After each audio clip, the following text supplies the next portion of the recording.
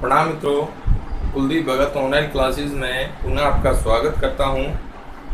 देखिए, अपना जो राष्ट्रवादी नेता हैं ये टॉपिक अपन पढ़ रहे हैं और इससे पहले वाली क्लास के अंदर अपन ने प्रमुख नेताओं के बारे में चर्चा करी। इसमें बंकिम चंद्र चटर्जी की अपन ने बात करी थी, लाला लाजपत राय की अपन ने बात करी थी। आज जो अपन बात करेंगे वो है रास बिहारी बोस। देखिए, रास बिहारी बोस जन्म है कलकत्ता के अंदर होता है। इनका जन्म हुगली के अंदर होता है। जन्म 1886 हुगली, और हुगली पता आपको कलकत्ता के अंदर है। हुगली कलकत्ता में। मृत्यु जापान में होती है। मृत्यु 1945 कहाँ पर होती है? जापान में होती है। नेक्स्ट है 23 दिसंबर 1912 को चांदनी चौक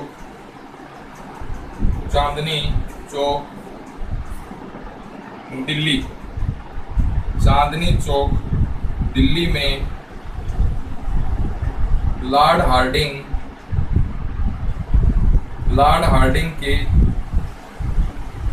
हार्डिंग पर बम फेंकने की योजना बनाई। बम फेंकने की योजना बनाई। नेक्स्ट है जोरावर सिंह बारठ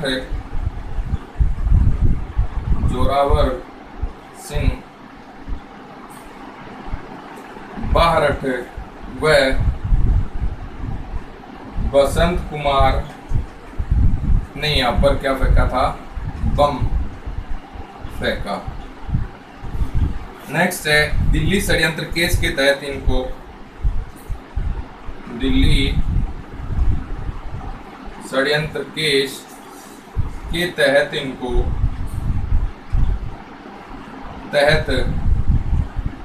अमीर चंद्र, किन को सजाएं हुई थी? अमीर चंद्र, अवध बिहारी,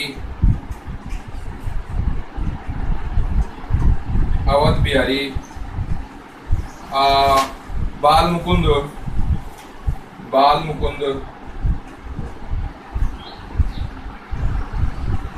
मुकुंद बिस्सा आदि को फांसी की सजा दी गई। 1913 के अंदर 1913 में बोस ने लिबर्टी नामक पर्चा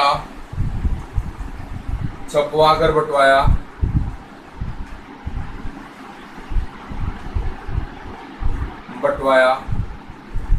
नेक्स्ट है, और इसके अंदर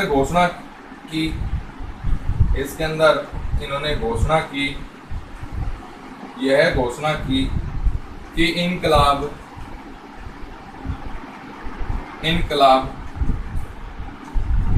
आज के समय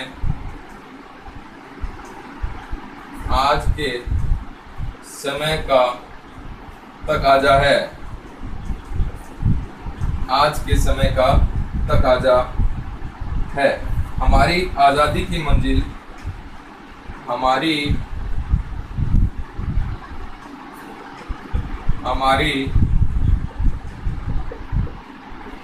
आज़ादी की मंजिल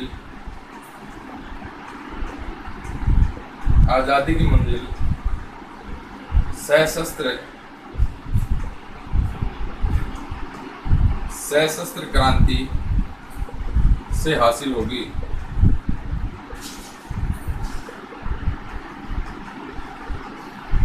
ये इस पर्चे के अंदर इन्होंने घोषणा की थी। 21 फरवरी 1915 को रास बिहारी सचिंद्र सान्याल, गणेश प्रताप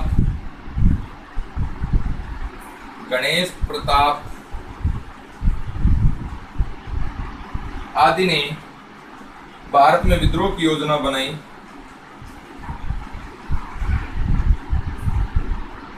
विद्रोह की योजना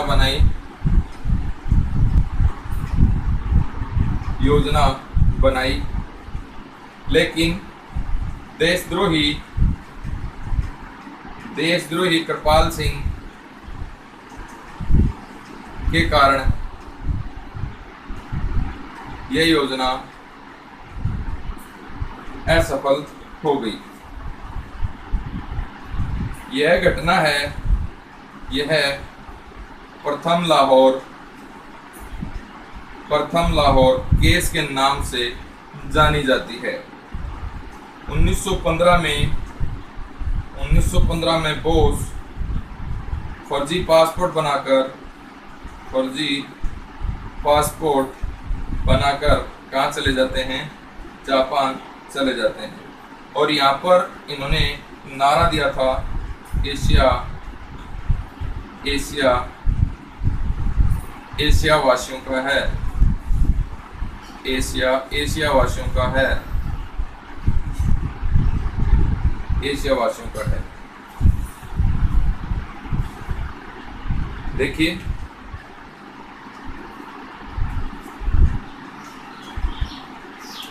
रासबिहारी बोस है, 1886 हुगली कलकत्ता में जन्म, मृत्यु 1945 जापान में। 23 दिसंबर 1912 को इन्होंने दिल्ली के चांदनी चौक में लॉर्ड हार्डिंग के ऊपर बम फेंकने की योजना बनाई। जोरावर सिंह बाहरठ और बसंत कुमार ने बम फेंका। दिल्ली षड्यंत्र केस के तहत अमीर चंद, अवध बिहारी, बाल मुकुंद बिस्सा को फांसी की सजा हुई। 1913 के अंदर बोस ने लिबर्टी नामक पर्चा है, यह छपाकर बंटवाया और इसमें घोषणा की कि इनकलाब आज के समय का तकाजा है, हमारी आज़ादी की मंजिल सशस्त्र क्रांति से हासिल हो सकती है। 21 फरवरी 1915 को रासबिहारी बोस, सचिंद्र सान्याल और गणेश प्रताप ने भारत के अंदर विद्रोह की योजना बनाई थी और देशद्रोही कृपाल सिंह के कारण ये आंदोलन है, यह असफल रहा। इस घटना को इतिहास के अंदर प्रथम लाहौर केस के नाम से जाना जाता है। 1915 के अंदर बोस हैं, ये फर्जी पासपोर्ट बनाकर कहाँ चले जाते हैं? जापान। और यहाँ जाकर के एक नारा देते हैं, एशिया वासियों का है, एशिया वासियों का है। आगे देखेंगे आप, तो देखिए,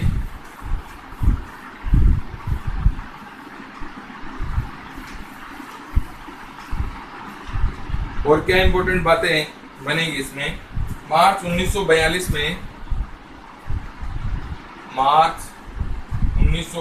में टोक्यो जापान के अंदर इन्होंने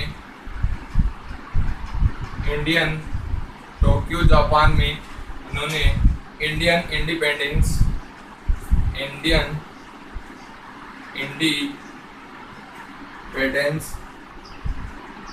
लीग की स्थापना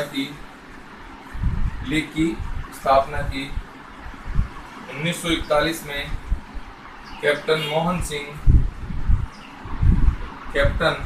मोहन सिंह से मिलकर आज़ाद हिंद फौज है, इसका गठन किया और 1945 में जापान में रहते हुए इनका क्या हो जाता है? निधन हो जाता है। देखिए, मार्च 1942 के टोक्यो जापान में रहते हुए इंडियन इंडिपेंडेंस लीग की स्थापना करी थी। इंपोर्टेंट क्वेश्चन है। 1941 में कैप्टन मोहन सिंह के साथ में मिलकर आज़ाद हिंद फौज का गठन किया और 1945 में इनका जापान में रहते हुए क्या हो जाता है? निधन हो जाता है। इसके बाद अपन बात करेंगे सुभाष चंद्र बोस।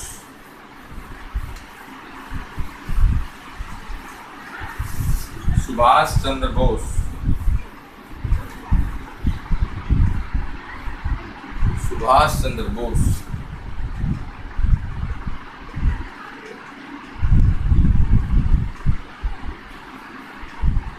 देखिए साहब, सुभाष चंद्र बोस के बारे में।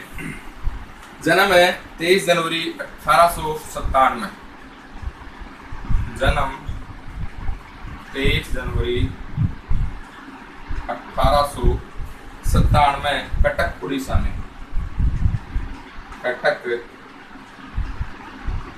उड़ीसा के अंदर क्या होता है, जन्म होता है। पिता है इनके जानकी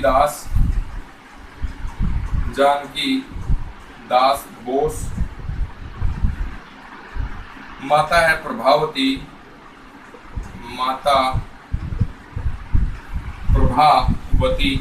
राजनीतिक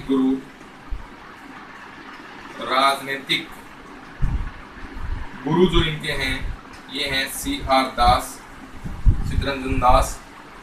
1919 में कलकत्ता विश्वविद्यालय से स्नातक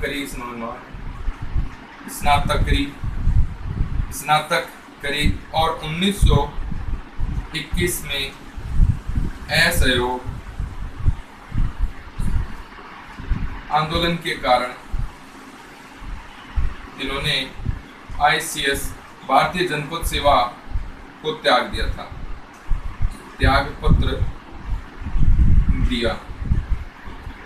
दे दिया। 1921 के अंदर 1921 में भारत में प्रिंस ऑफ वेल्स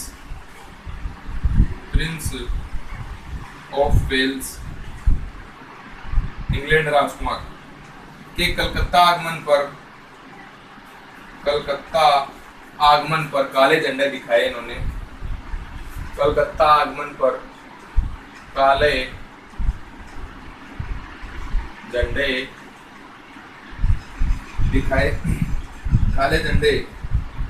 दिखाए और इसी कारण सर्वप्रथम इनको 6 माह की क्या हुई थी, जेल हुई थी। नेक्स्ट है सजा मुक्त होने के बाद में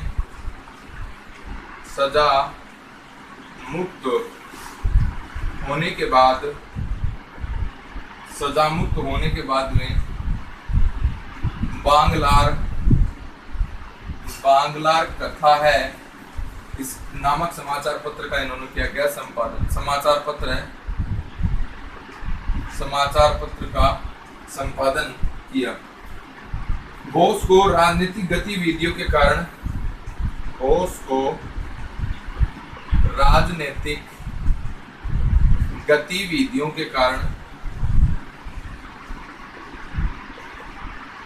गतिविधियों के कारण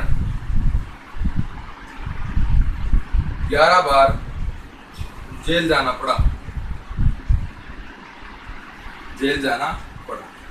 1923 में CR दास कलकत्ता निगम के मेयर चुने जाते हैं और सुभाष चंद्र बोस है यहाँ पर निगम के मुख्य कार्यकारी अधिकारी नियुक्त किए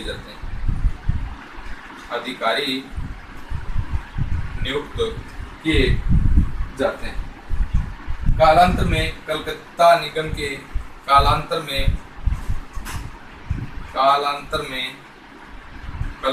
निगम के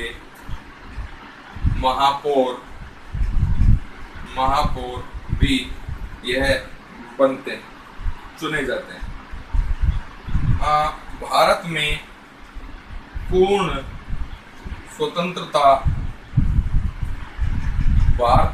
स्वतंत्रता की मांग सर्वप्रथम करने वाले कौन थे? सुभाष चंद्र बोस थे। 1924 में इनको गिरफ्तार करके मांडले जेल म्यांमार भेज दिया गया। 1938 1938 में कांग्रेस के हरिपुरा अधिवेशन की अध्यक्षता की। कांग्रेस के हरिपुरा अधिवेशन की क्या रहे? अध्यक्ष रहे। हरिपुरा अधिवेशन के अध्यक्ष रहे। आगे देखिए, सुभाष चंद्र बोस का जन्म है 23 जनवरी 1897 कटक उड़ीसा में हुआ। पिता का नाम जानकी बोस, माता का नाम प्रभावती। राजनीतिक गुरु चित्तरंजन दास, सीआर दास। 1919 में कलकत्ता विश्वविद्यालय से स्नातक प्राप्त की, डिग्री प्राप्त की। 1921 में असहयोग आंदोलन के कारण आईसीएस भारतीय जनपद सेवा, जो वर्तमान में आईएएस है, वो त्याग पत्र दे दिया इन्होंने। बहुत बड़ा त्याग है ये। 1921 के अंदर प्रिंस ऑफ वेल्स जब कलकत्ता आया था, ब्रिटेन का राजकुमार, तो इनके आगमन का विरोध किया और काले झंडे दिखाए। इसी विरोध के कारण सर्वप्रथम इनको 6 माह का कारावास की सजा दी गई थी। इंपॉर्टेंट क्वेश्चन है। सजा से मुक्त होते हैं तो इन्होंने बांग्लार कथा नामक समाचार पत्र का संपादन किया। बोस को राजनीतिक गतिविधियों के कारण 11 बार जेल में जाना पड़ा। 1923 में सीआर दास कलकत्ता निगम के मेयर चुने गए, यानी महापौर चुने गए, और बोस इस समय कलकत्ता निगम का मुख्य कार्यकारी अधिकारी नियुक्त किया गया। कालांतर में कलकत्ता निगम के ये महापौर भी बनते हैं सुभाष चंद्र बोस। भारत में पूर्ण स्वतंत्रता की मांग करने वाले पहले जो व्यक्ति हैं वो कौन है? वेरी इंपॉर्टेंट क्वेश्चन है, तो ध्यान में रखेंगे। देखिए, भारतीय स्वतंत्रता भारत में पूर्ण स्वतंत्रता की मांग करने वाले सर्वप्रथम व्यक्ति कौन है? सुभाष चंद्र बोस। 1924 में इनको गिरफ्तार कर लिया गया, मांडले जेल के अंदर इनको भेज दिया गया बर्मा में, और 1938 में कांग्रेस के हरिपुरा अधिवेशन की इन्होंने क्या करी थी? अध्यक्षता करी थी।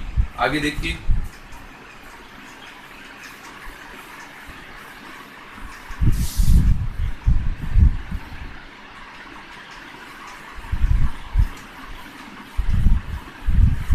आगे देखिए 1939 में इन्होंने त्रिपुरी एमपी में है कांग्रेस अधिवेशन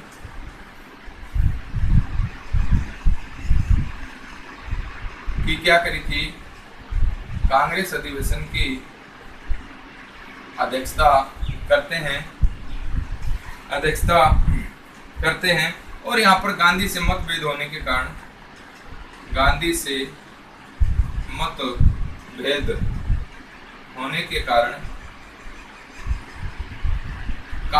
त्याग पत्र दे देते हैं।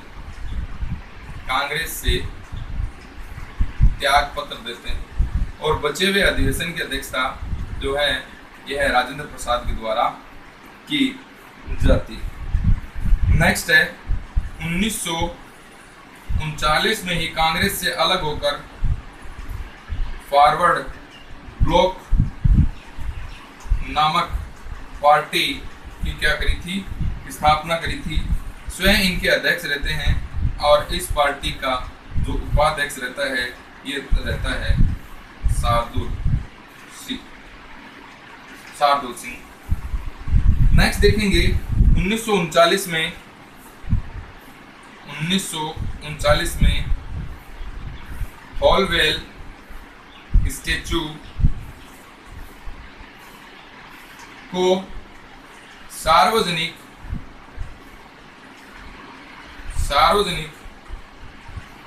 स्थान से हटाने के लिए इन्होंने आंदोलन चलाया था। 1941 में कलकत्ता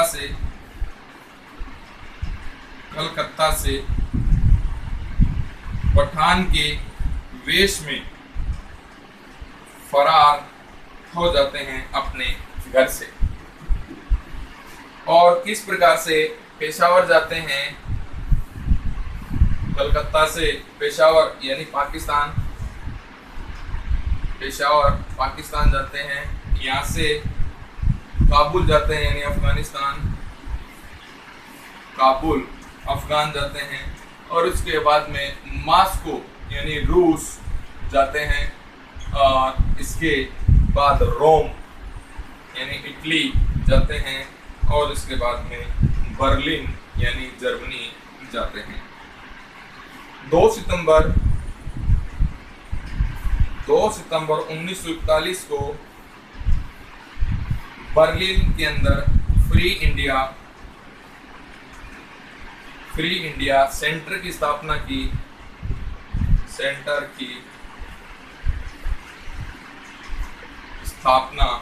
की। और इसी संस्था ने जय हिंद का नारा दिया था। और इसी संस्था ने कौन सा नारा दिया? जय हिंद का नारा इसी संस्था के द्वारा दिया गया है। जर्मन भारतीयों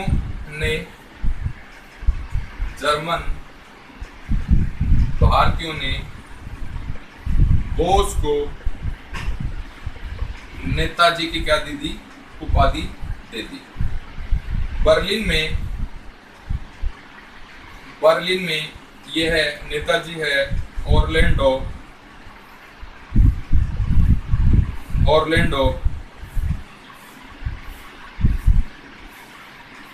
मजोटा के नाम से रहते हैं।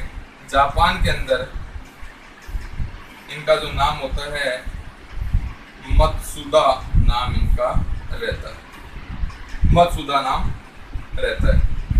नेक्स्ट है रास बिहारी बोस की इंडियन इंडिपेंडेंस लीग व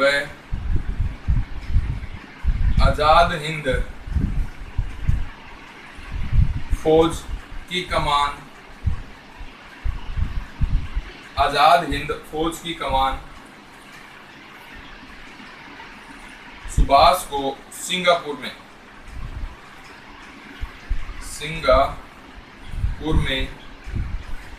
7 जुलाई 1943 को सौंप दी गई। अब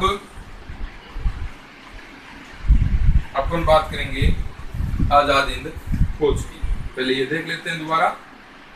देखिए साहब, सुभाष चंद्र बोस हैं, ये 1939 के अंदर त्रिपुरी एमपी के कांग्रेस के अध्यक्ष चुने जाते हैं। लेकिन गांधी हैं, ये किसको अध्यक्ष बनाना चाहते थे? पट्टाभी सीतारामैया, और अध्यक्ष बन कौन जाते हैं? सुभाष चंद्र बोस। इसी कारण मतभेद हो जाते हैं गांधी और बोस के अंदर, और बोस ने कांग्रेस से त्याग पत्र दे दिया। और 1939 के अंदर इन्होंने एक नई पार्टी बनाई। पार्टी का नाम है फॉरवर्ड ब्लॉक। इसके अध्यक्ष वे रहते हैं, इसका जो उपाध्यक्ष रहता है ये शार्दुल सिंह रहता है। इंपॉर्टेंट बात है। 1939 के अंदर हॉलवेल स्टेचू को सार्वजनिक रूप से हटाने के लिए इन्होंने आंदोलन चलाया था। 1941 में इनको अपने घर में नजरबंद कर दिया गया था सरकार के द्वारा, और अपने घर से पठान के वेश में क्या हो जाते हैं? फरार हो जाते हैं। देखिए इनके जाने का क्रम है, जर्मनी तक कैसे पहुंचते हैं ये देखेंगे। इंपोर्टेंट क्रम बनता है। पेशावर पाकिस्तान जाते हैं सबसे पहले, काबुल अफगानिस्तान जाते हैं, उसके बाद मॉस्को रूस जाते हैं, रोम इटली जाते हैं, और बर्लिन जर्मनी जाते हैं, और हिटलर से सहयोग प्राप्त करते हैं। 2 सितंबर 1941 को बर्लिन में रहते हुए फ्री इंडिया नामक सेंटर की स्थापना की थी। कौन से सेंटर की स्थापना? फ्री इंडिया नामक सेंटर की स्थापना करी थी। और इसी सेंटर के द्वारा जय हिंद का नारा बुलंद किया गया था। जर्मन भारतीयों ने बोस को कौन सी उपाधि दी थी? नेताजी की उपाधि दी थी। बर्लिन के अंदर इनको ऑरलैंडो मजेटो के नाम से जाना जाता था, और जापान में इनका नाम मत्सुदा था। रास बिहारी बोस है, इनके द्वारा जापान के अंदर इंडियन इंडिपेंडेंस लीग और आजाद हिंद फौज की कमान है।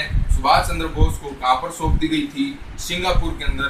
कब? 7 जुलाई 1943 को। अब देखिए आजाद हिंद फौज है, इसके बारे में कुछ इंपॉर्टेंट बातें हैं, ये देख लेते हैं।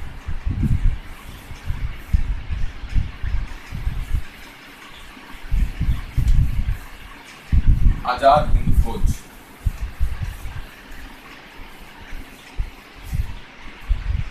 देखिए सर, आजाद हिंद फौज। आजाद हिंद फौज, आजाद हिंद फौज। दिसंबर 1941, दिसंबर 1941 में जापान ने मलाया पर आक्रमण कर दिया। जापान ने मलाया पर आक्रमण किया और जिसमें भारतीय सैनिकों को बड़ी संख्या में बंदी बना लिया गया। ये भारतीय सैनिक हैं, ये इंग्लैंड की तरफ से लड़ रहे थे। संख्या में इनको क्या बना लिया गया? बंदी बना लिया गया। इन्हीं बंदियों को लेकर कैप्टन मोहन सिंह ने जापानी मेजर, जिसका नाम है फुजीहारा, के सहयोग से 15 दिसंबर 1941 को आजाद हिंद फौज INAV से कहा जाता है, इसकी क्या कर दी? स्थापना कर दी। देखिए साहब, नेक्स्ट देखेंगे आगे। सुभाष चंद्र बोस है, इनको इससे पहले अपन ने पढ़ा है कि 1943 में इनको आजाद हिंद फौज का प्रमुख बना दिया गया था। सुभाष चंद्र बोस जो हैं, ये है INA यानी इंडियन नेशनल आर्मी या आजाद हिंद फौज के क्या बन गए? सर्वोच्च सेनापति बन जाते हैं। कब? 1943 के अंदर रास बिहारी बोस उनको कमान दे देता है। अब देखिए, बैंकॉक में सुभाष ने आजाद हिंद फौज का पुनर्गठन किया। बैंकॉक के अंदर, बैंकॉक में आजाद हिंद फौज का बोस ने क्या किया? पुनर्गठन किया। पुनर्गठन किया सर।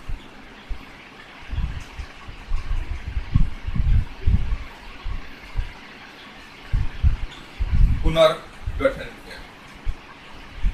सरकार पुनर्गठन किया।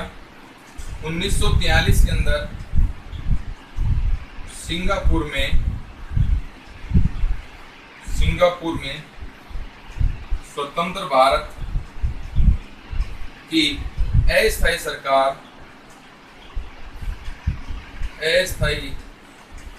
सरकार का क्या किया? इन्होंने बोस ने गठन किया। इस सरकार को जापान, जर्मनी सहित 9 देशों ने इनको क्या दे दी? मान्यता दी। सरकार का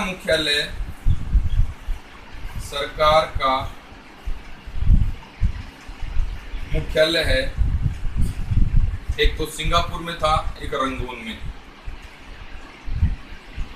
सिंगापुर और रंगून म्यांमार में रखा गया। इन्होंने नारा दिया, तुम मुझे खून दो, मैं तुम्हें आजादी दूंगा। तुम मुझे खून दो, मैं तुम्हें आजादी दूंगा। और नारा यहाँ पर दिया गया, दिल्ली चलो। दिल्ली चलो का नारा दिया गया था। नेक्स्ट देखेंगे आगे, INA है, इंडियन नेशनल आर्मी। इसका जो आदर्श था, आदर्श एकता, विश्वास, और त्याग। आजाद हिंद फौज है, इनकी 3 ब्रिगेड थी। ब्रिगेड कितनी ब्रिगेड थी? 3 ब्रिगेड थी। एक है सुभाष ब्रिगेड, दूसरी है नेहरू ब्रिगेड और तीसरी है गांधी ब्रिगेड। गांधी ब्रिगेड। महिला ब्रिगेड थी एक, महिला ब्रिगेड थी रानी झांसी। रानी झांसी के नाम से महिला ब्रिगेड थी। देखिए भी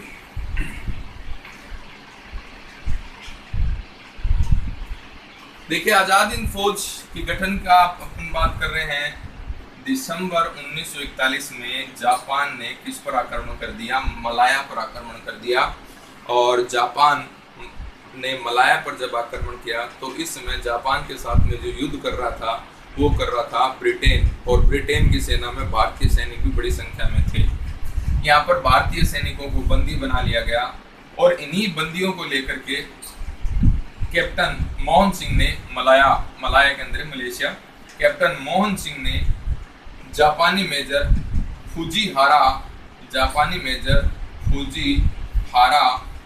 के सहयोग से 15 दिसंबर 1941 को क्या गठित कर दिया? आजाद हिंद फौज का गठन कर दिया।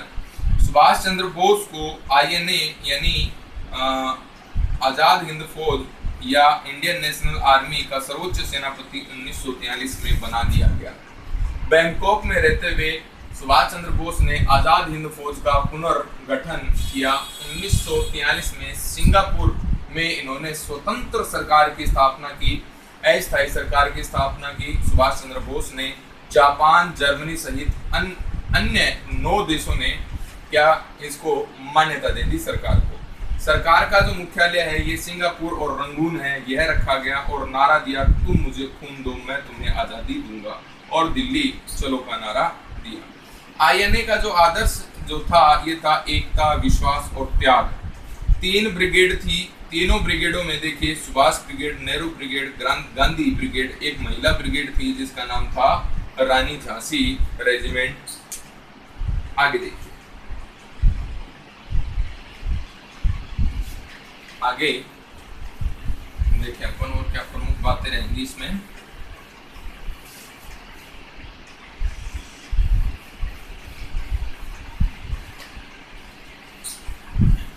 देखिए सर, नेक्स्ट है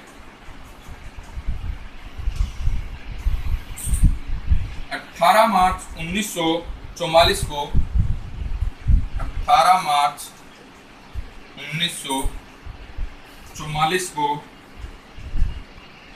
आजाद हिंद फौज ने प्रथम बार भारतीय सीमा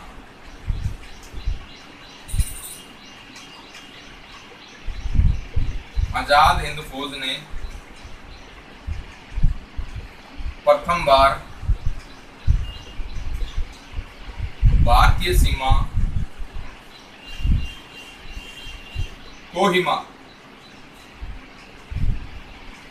सीमा कोहिमा पर क्या फहरा दिया? तिरंगा फहरा दिया,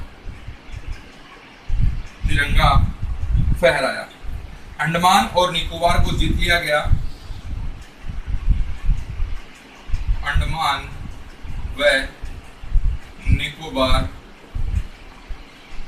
व निकोबार द्वीप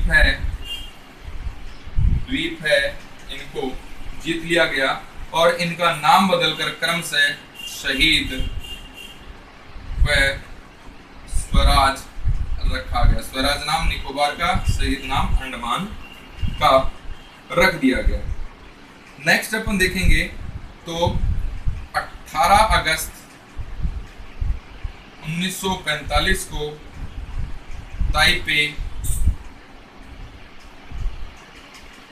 ताइपेई जगह है ताइवान में, ताइपेई में हवाई दुर्घटना में मृत्यु हो गई। हवाई दुर्घटना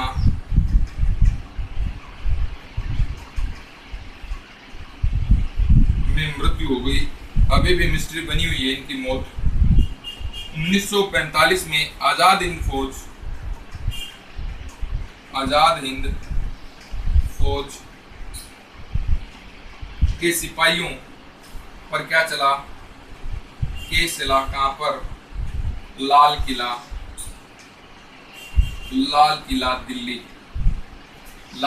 दिल्ली में आजाद हिंद फौज के सिपाहियों पर क्या चला? केस चला। जिसके अंदर कौन कौन से सिपाही थे? प्रेम सहगल, शहनवाज खां, शाह नवाज खां, गुरुबख्श सिंह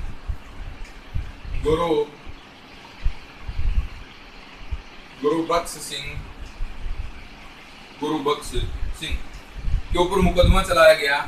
इनकी जो पैरवी है ये किसने करी थी? JL नेहरू और भुलाभाई देसाई ने इन सिपाहियों की पैरवी करी थी। JL नेहरू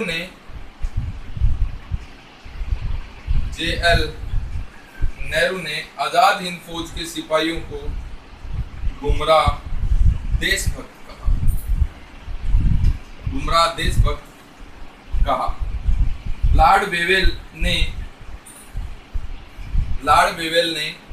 यहाँ पर जो गवर्नर जनरल एंड वायसराय था, लॉर्ड वेवेल ने जनता के द्वारा विद्रोह करे जाने पर इन सभी को छोड़ दिया गया। सुभाष चंद्र बोस की जो जीवनी है ये है स्प्रिंग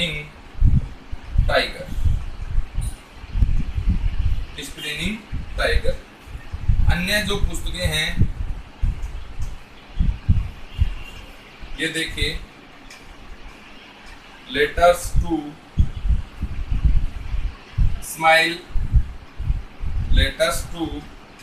इस्माइल सेकल। दूसरी पुस्तक है अल्टरनेटिव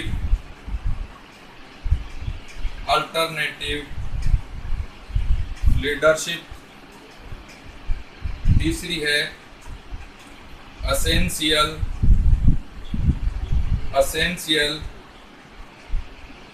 राइटिंग्स ऑफ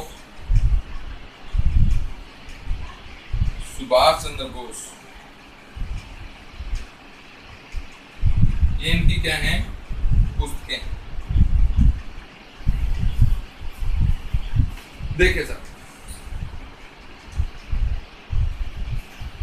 18 मार्च 1944 को आजाद हिंद फौज ने प्रथम बार भारतीय सीमा कोहिमा पर क्या करा दिया? तिरंगा झंडा करा दिया।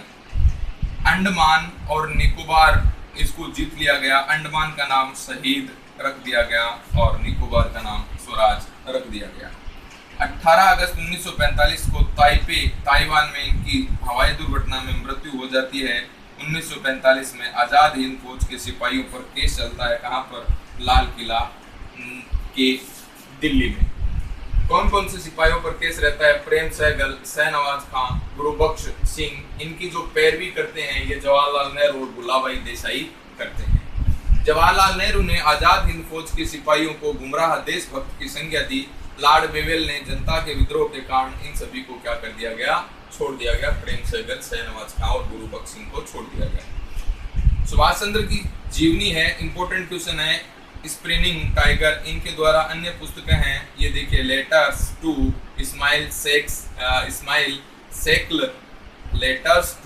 इस्माइल सेकल और अल्टरनेटिव लीडरशिप। और तीसरी पुस्तक है essential writings of Subhash Chandra Bose.